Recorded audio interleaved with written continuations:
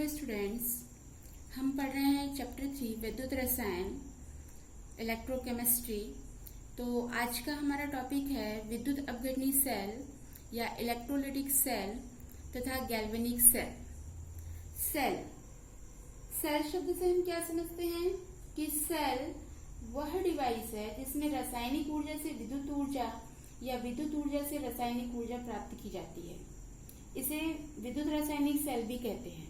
जो विद्युत रासायनिक सेल होता है ये दो प्रकार के होते हैं, विद्युत अपघटनी सेल और गैल्वेनिक सेल। तो जो विद्युत अपघटनी सेल और गैल्वेनिक सेल को हम एक एक करके देखते हैं।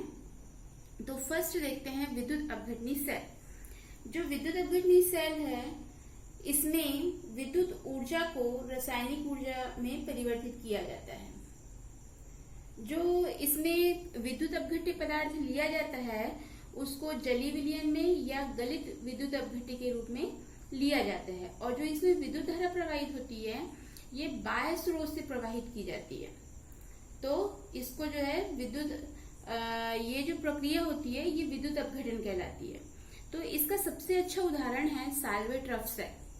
साल्वेट्रफ सेल क्या होता है, जैसे हम ये चित्र में देख रहे हैं। जो साल्वेट्रफ सेल है इसमें हम चित्र में देख रहे हैं कि एक तरफ लिखा है संतृप्त ब्राइन, मतलब कि जो आपका सोडियम क्लोराइड होता है उसको संतृप्त ब्राइन बोलते हैं। और नीचे की तरफ पारा, इधर से क्लोरीन गैस निकलते हुए दिखाई दे रही है। तो ये जैसा आपका परिपथ है इस तरीके से इसमें सारे उपकरणों को अरेंज किया जाता है और इसमें संतृप्त ब्राइन डाला जाता है, मतलब सोडियम क्लोराइड। तो जब सोडियम क्लोराइड का जो जलीय विलयन है इसको लिया जाता है तो ये जलीय विलयन में रासायनिक अभिक्रिया में क्या होता है कि ये जब जलीय विलयन बनेगा तो सोडियम प्लस और क्लोरीन माइनस में विद्युत अपघटन हो जाएगा। तो जब इसको बाह्य स्रोत से जब विद्युत धारा प्रवाहित की जाती है तो इसमें पारा जो है वो कैथोड का कार्य करता है और जो ग्रेफाइट है वो एनोड का कार्य करती है। एनोड धन आवेशित होता है और जो कैथोड है वो ऋणावेशित होता है। तो जो विद्युत अपघट्य है यानी कि आपका सोडियम क्लोराइड, इसमें जब ये Na+ और Cl- में ये अपघटित हो चुका है तो जो कैथोड होता है कैथोड पर सोडियम जो इलेक्ट्रॉन N+ रहता है वो अपना इलेक्ट्रॉन को ग्रहण करके सोडियम में यानी कि मूल अवस्था में आ जाता है। मतलब ये इलेक्ट्रॉन को ग्रहण कर रहा है, मतलब यहाँ पर अपचयन की अभिक्रिया हो रही है। और जो पारा से मिलकर के सोडियम अमलगम बनाता है। वहीं एनोड पर यानी कि जो ग्रेफाइट है इसमें जो क्लोरीन माइनस आयन होता है, क्योंकि क्लोरीन माइनस कब बना है, जब उसने इलेक्ट्रॉन ग्रहण किया है तो अब वह इलेक्ट्रॉन को त्यागता है और इलेक्ट्रॉन को त्याग करके ये मूल अवस्था क्लोरीन में आता है। तो यहाँ पर जो कि इलेक्ट्रॉन को त्याग रहा है तो यहाँ पर ऑक्सीकरण की प्रक्रिया हो रही है और क्लोरीन मिल करके क्लोरीन गैस का निर्माण करते हैं जो इधर से साइड से क्लोरीन गैस के रूप में बाहर निकल जाती है। तो ये था साल्वेट्रफ सेल की अभिक्रिया। ये जो साल्वेट्रफ सेल है इसमें जो विद्युत है वो बाहर से दी जाती है, इसको ध्यान रखेंगे। देन नेक्स्ट है हमारा टॉपिक गैल्वेनिक सेल या विद्युत रासायनिक सेल या वोल्टेज सेल। ये क्वेश्चन इंपॉर्टेंट है एग्जाम के दृष्टिकोण से। विद्युत रासायनिक सेल किसे कहते हैं या गैल्वेनिक सेल किसे कहते हैं या वोल्टेज सेल किसे कहते हैं या डैनियल सेल क्या है, ये क्वेश्चन आपको 4 तरीके से पूछा जाता है। तो इसमें कंफ्यूज नहीं होना है, सभी एक ही है। अब इसको गैल्वेनिक सेल क्यों कहते हैं, क्योंकि 1780 में लुइजी गैल्वेनी ने और जो सन 1800 में एल्सेंड्रो वोल्टा ने इसके द्वारा दिया गया था। तो इसलिए इसको जो गैल्वेनी नाम के साइंटिस्ट थे उसके आधार पर गैल्वेनिक सेल कहा जाता है और जो वोल्टा नाम के साइंटिस्ट थे इसके आधार पर इसको वोल्टी सेल कहते हैं। तो जो विद्युत रासायनिक सेल होता है इसमें इस सेल में जो रासायनिक ऊर्जा होती है, रासायनिक ऊर्जा को विद्युत ऊर्जा में परिवर्तित किया जाता है। ये जो इसमें जो इस सेल में जो कार्य प्रणाली चलती है, ये रेडॉक्स अभिक्रिया पर आधारित होती है। मतलब कि अप्रत्यक्ष रूप से दो अलग अलग पात्र में ऑक्सीकरण और अपचयन की अभिक्रिया होती है। तो हम विद्युत रासायनिक सेल में रेडॉक्स अभिक्रिया को देखते हैं। तो विद्युत रासायनिक सेल में सबसे अच्छा उदाहरण है डेनियल सेल का। तो ये जो डेनियल सेल होता है, इसमें क्या होता है, जो दो पात्र लेते हैं और दो अलग अलग पात्र में, एक पात्र में कॉपर सल्फेट का विलयन लेते हैं और उस पर कॉपर का इलेक्ट्रोड लगाते हैं जो कैथोड का कार्य करती है, धन आवेशित रहता है। और जो दूसरा पात्र रहता है जो बाईं ओर रखा हुआ है, इसमें जिंक सल्फेट का विलयन लेते हैं और जिंक का इलेक्ट्रोड लगा होता है। ये जो इलेक्ट्रोड है ये एनोड का कार्य करती है और ये ऋणावेशित होता है। जो एनोड है वो ऋणावेश का कार्य करता है। तो यहाँ पर हमको ये ध्यान रखना है कि जो दूसरे सेल है, मतलब जो हमने सरल विद्युत अपघटनी सेल पढ़ा था, उसमें एनोड धनावेशित था और कैथोड ऋणावेशित था। लेकिन यहाँ पर ये विद्युत रासायनिक सेल का ये खास बात है कि इसमें एनोड ऋणावेशित रहता है और कैथोड धनावेशित रहता है। इसको हमको ध्यान रखना है, दोनों सेल में कंफ्यूज नहीं होना है। और इन दोनों पात्रों को लवण सेतु से जोड़ दिया जाता है। अब ये लवण सेतु क्या होता है, पहले हम लवण सेतु को देख लेते हैं ताकि हमको ये जो परिपथ बना हुआ है ये हमको और आसानी से समझ में आ जाए। तो लवण सेतु क्या होता है? लवण सेतु जैसे हम देख रहे हैं, ये कांच की नली होती है। ये तो यू आकार की नली होती है या फिर दो बार जो है ये दो कोने पर समकोण से मुड़ी हुई रहती है। इसमें पोटेशियम क्लोराइड या पोटेशियम नाइट्रेट या अमोनियम क्लोराइड या अमोनियम नाइट्रेट और अगार अगार का विलयन को मिला करके उसको गर्म करके बनाया जाता है। तो ये जो है, जैसे हमने बोला पोटेशियम क्लोराइड या पोटेशियम नाइट्रेट, मतलब कि या तो आप पोटेशियम क्लोराइड और अगार अगार लेंगे या पोटेशियम नाइट्रेट और अगार अगार लेंगे या अमोनियम क्लोराइड और अगार अगार लेंगे या अमोनियम नाइट्रेट और अगार अगार लेंगे। तो ऐसे लेना है और फिर उसको जो विलयन रहेगा उसको मिला करके गर्म करना है। तो ये सांद्र जेली जैसा बन जाएगा। मतलब ये जब ठंडा होगा तो थोड़ा सा कठोर फॉर्म में हो जाएगा। हम इस यू आकार की नली में उसको भर देते हैं तो और फिर यहाँ पर जो है कॉटन प्लग लगा देते हैं। तो इससे क्या होता है, अब ये हमारा लवण सेतु तैयार हो गया है।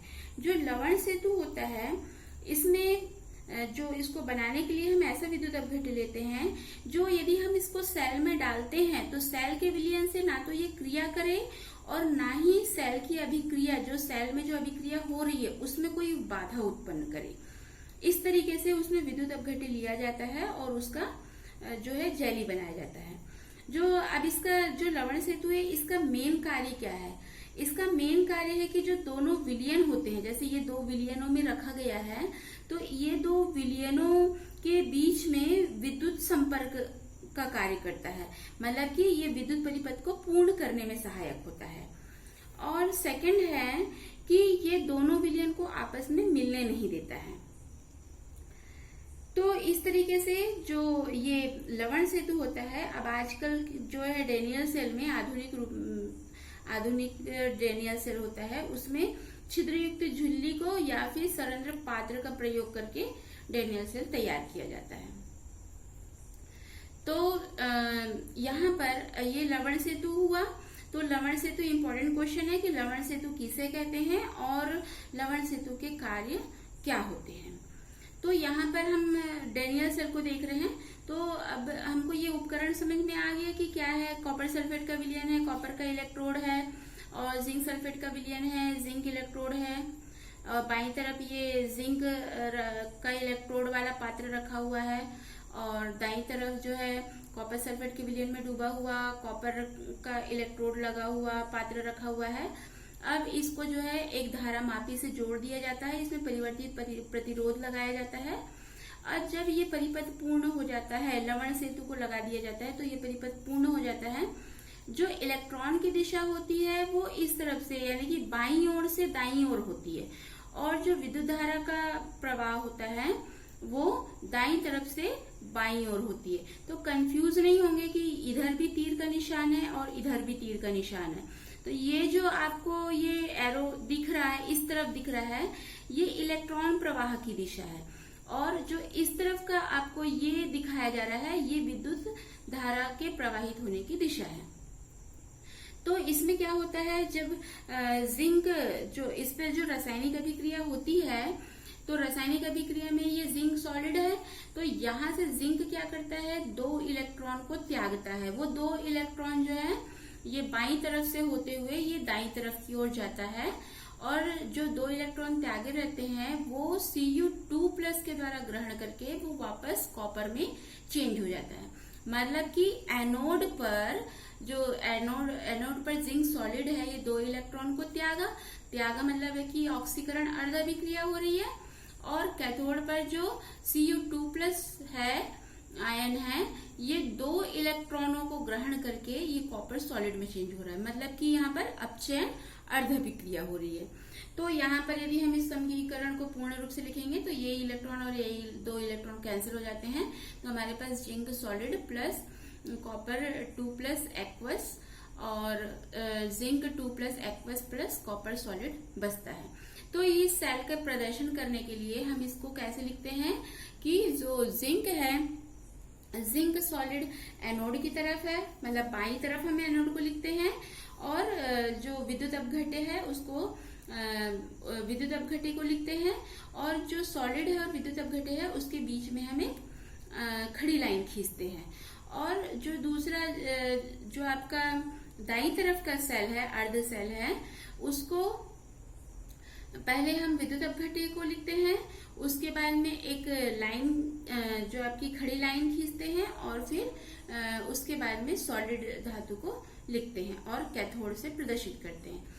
और इन दोनों के बीच में ये एक अर्ध सेल होता है, और जो ऑक्सीकरण की अभिक्रिया हो रही वो एक अर्ध सेल है, जहां पर अपचयन की अभिक्रिया हो रही वो एक अर्ध सेल है। तो ये दोनों अर्ध सेलों के बीच में क्या लगा है, लवण सेतु। तो लवण सेतु को हम 2 समानांतर रेखा से प्रदर्शित करते हैं। तो यहाँ पर हम लोग जो है सेल को कैसे दर्शाना है, हम इसके बारे में जानकारी देख लेते हैं, क्योंकि सेल को हम अभी आगे और भी टॉपिक पढ़ेंगे, उसमें आपको विद्युत रासायनिक सेल को कैसे दर्शाना चाहिए ये सीखना आवश्यक है। तो जो विद्युत रासायनिक सेल होती है उसमें फर्स्ट पॉइंट ये है कि जो इसको दर्शाने के लिए, जैसे एनोड है, तो एनोड पर ऑक्सीकरण हो रहा है तो ये लेफ्ट हैंड साइड में रहेगा, और कैथोड पर अपचयन हो रहा है तो ये राइट हैंड साइड पर रहेगा। मतलब एनोड बाईं तरफ और जो कैथोड है वो दाईं तरफ। एनोड लेफ्ट हैंड साइड और cathode right hand side. Then second है कि जो एनोड को दर्शाने वाला जो ठोस धातु है, पहले उसको लिखते हैं, क्योंकि ये एनोड पर हो रहा है तो इसको पहले लिखेंगे। उसके बाद जो विद्युत अपघट्य का धन आयन है उसको लिखते हैं। जो कैथोड में दर्शा रहे हैं, कैथोड में दर्शाएंगे तो पहले विद्युत अपघट्य के धनायन को दर्शाएंगे, उसके बाद जो सॉलिड फॉर्म में है उसको दर्शाएंगे। और इनके बीच में जो सॉलिड फॉर्म रहता है और धनावेशित वाला रहता है उसके बीच में एक खड़ी लाइन खींच करके प्रदर्शित करते हैं, और उस या तो फिर हम ऐसे इसमें जो सांद्रण है इसको भी लिख करके दर्शाते हैं। और जो आपका दोनों में ही ऐसा होगा कि दोनों के बीच में हम एक खड़ी लाइन से प्रदर्शित करेंगे और सांद्रता को भी व्यक्त करेंगे कोष्टक में लिख करके। और जो दोनों अर्ध सेल रहेंगे उसके बीच में लवण सेतु बनाते हैं। तो लवण सेतु को आपको अभी बताया गया कि दोनों को समानांतर रेखा खींच करके, 2 समानांतर लाइन खींच करके इसको दर्शाया जाता है। तो हमको विद्युत रासायनिक सेल में कौन कौन सी बातों को ध्यान रखना है कि एनोड पर ऑक्सीकरण होता है, जिससे जो इलेक्ट्रॉन का स्रोत है और वो ऋणावेशित होता है। दूसरा क्या कि कैथोड पर अपचयन हो रहा है और ये धनावेशित रहता है, इलेक्ट्रॉन को ग्रहण करता है। एनोड ऋण ध्रुव का कार्य करता है और कैथोड जो है धन ध्रुव का कार्य करता है। जो बाह्य परिपथ में इलेक्ट्रॉन एनोड से कैथोड की ओर प्रवाहित होते हैं और जो विद्युत धारा होती है उसके प्रवाह की दिशा कैथोड से एनोड की ओर होती है। तो ये हमको याद रखने के लिए आपको एक ट्रिक दिया जा रहा है कि इस ट्रिक को याद रख लीजिए। आप एक तरफ के अर्ध सेल को याद रखिए तो आपको दूसरी तरफ का ऑटोमेटिक आ जाएगा। तो इस ट्रिक के लिए आपका लोन शब्द, ये जो लोन है, लोन से मतलब है एल से लेफ्ट, ओ से ऑक्सीडेशन, ए से एनोड और एन से नेगेटिव। मतलब कि जो लेफ्ट हैंड साइड पर है, लेफ्ट हैंड साइड का जो इलेक्ट्रोड होगा वो एनोड का कार्य करेगा, वहां पर ऑक्सीडेशन की प्रोसेस होगी और उसका चार्ज नेगेटिव होगा। तो इस तरीके से हम जब लेफ्ट हैंड साइड के अर्ध सेल को जान जाएंगे तो राइट हैंड साइड हमको ऑटोमेटिक आ जाएगा। तो इस तरीके से आज हमने विद्युत रासायनिक सेल और गैल्वेनिक सेल को पढ़ा। तो यदि आपको वीडियो अच्छा लगा तो लाइक कीजिए, सभी बच्चों तक के पहुंचाने के लिए इसको शेयर कीजिए और नोटिफिकेशन सबसे पहले आपके पास पहुंचे इसलिए सब्सक्राइब कीजिए। Thanks for watching this video.